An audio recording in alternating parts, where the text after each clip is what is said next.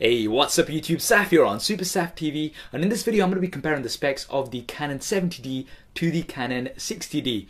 Now the 70D has just been announced today, and it's aiming more at those filmmakers out there, and it boasts a highly improved autofocus system for movies. Now traditionally, poor autofocus or lack of autofocus has been one of the biggest downsides of DSLR filming, but Canon say the 70D changes that. But how different is it to the 60D, and what's been updated? Do hit that thumbs up button and let's find out in this head-to-head spec comparison. So starting off with sensor size and resolution, the 60D 18 megapixels versus a 70D 20.2 megapixels. So you've got high megapixels on the 70D, and it's a slightly larger sensor as well. The 60D has the Digic 4 processor, whereas the 70D has the Digic 5 Plus processor, so higher processor on the 70D as well. Looking at the autofocus on both of these, the 60D 9 cross-type AF points, whereas the 70D 19 cross-type AF points. So that's the points that you've got on all cross-type on both of these. So you've got lots of additional cross-type points on the 70D, so good improvement there. ISO 100 to 6400 on the 60D, the 70D 100 to 12,800, extendable to 25,600 on both sides. Personally, I don't shoot any more than about 6400 on most DSLRs, and that's even when it's really needed because you do start seeing noise. But the 70D is generally going to perform a little bit better in low light. Looking at the continuous shooting, the 70D 7 frames a second, 60D 5.3 frames a second. So a higher burst rate on the 70D. It's going to be great if you're going to be shooting fast moving subjects and sports, etc. That's going to be really good for that. Viewfinder coverage, now the 70D 98% coverage, the 60D 96% coverage in the viewfinder. I personally really like 100% full coverage viewfinder, but you've got slightly less on both of these here. Card slot, both of them have a single SD card slot, pretty standard here. I do like having a dual SD card slot, especially for backup and things, but both of these do have a single SD card slot. A few more similarities, both have a pop-up flash and a max shutter speed of 1/8000th of a second. Now we'll start looking at a bit more of the key differences between these two. The screen, to start off with, 60D has the 3-inch screen. Now it is a vari-angle screen, so you can swivel it out, and it's a 921K dot screen, so that's the resolution on there. The 70D does have an improvement on here.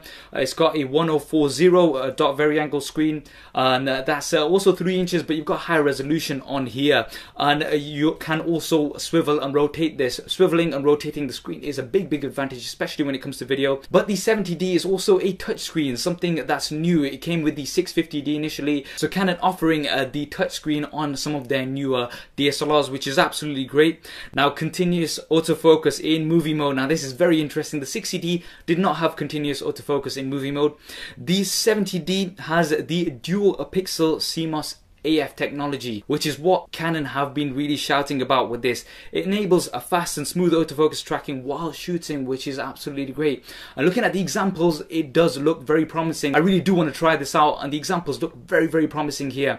Now DSLRs, as I mentioned, that's one of the biggest downsides, autofocus, and there's been other autofocus options, such as contrast detection previously, but it's not been that great, and you still get that search. But from the examples, it looks very smooth. Or it might be a little bit slower, but it does look very smooth from the examples, so really looking forward to checking that out.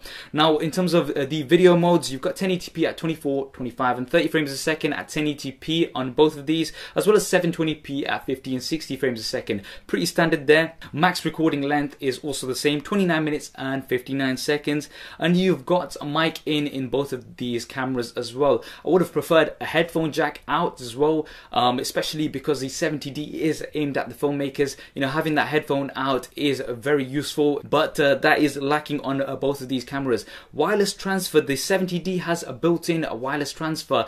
The 60D does not have wireless transfer. So with the 70D, you're going to be able to transfer your images wirelessly to a smartphone, a tablet or a laptop, which is absolutely great. And you're also going to have some remote controls over the camera via the devices as well, which is absolutely great. Now looking at the weight and the dimensions, they are exactly the same same weight, 755 grams, but the 7D is actually smaller, slightly smaller, and a little bit more compact than the 60D. Nothing significant here, but it is a smaller device. Now finally, looking at the price, now the 60D currently it has dropped quite a bit in price, 550 to 600 pounds here in the UK, a bargain for a DSLR of this quality, or roughly about $600 in the US. The 70D at this point in time pre-ordering £1,080 roughly here in the UK, or roughly about 1,200 US dollars. So, you know, quite a big difference here, almost a double the price. Now, when a new camera does come out, you know, initially the prices are quite high and then they do seem to drop, you know, after a few months.